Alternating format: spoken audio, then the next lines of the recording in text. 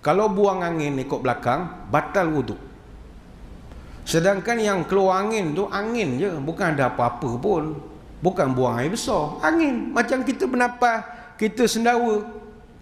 Kenapa sendawa tak batal pula wuduk? Kenapa buang angin batal wuduk? Oh, katanya ada bau. Apa sendawa tak ada yang tak bau? Musangking, macam-macam blackton ada.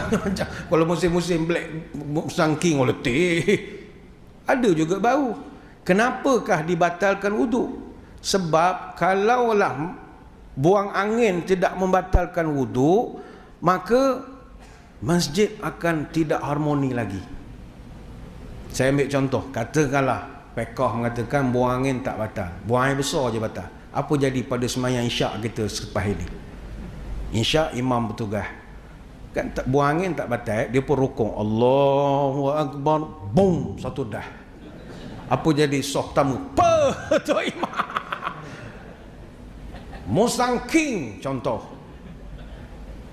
Orang soh kedua pasti ketawa padahal muka. Siapa suruh duduk belakang Tok Imam? Aku tahu imam ni sembahyang isyak dia kuat, boom, keluar sekali. Orang soh pertama sakit hati, oh korang ketawakan aku, tunggu rakaat kedua, Allahu Akbar, macam bom atom, bom bom bom bom bom bom bom, tembak pula orang belakang. Orang soh kedua, soh ketiga pula ketawa. Orang yang soh kedua pula rakaat ketiga balas balik, bom bom bom bom. Akhirnya masjid kita jadi berbalas pantun gitu je lah, bom bom bom bom. Lala semua orang tak berani nak sembahyang soh ketiga keempat.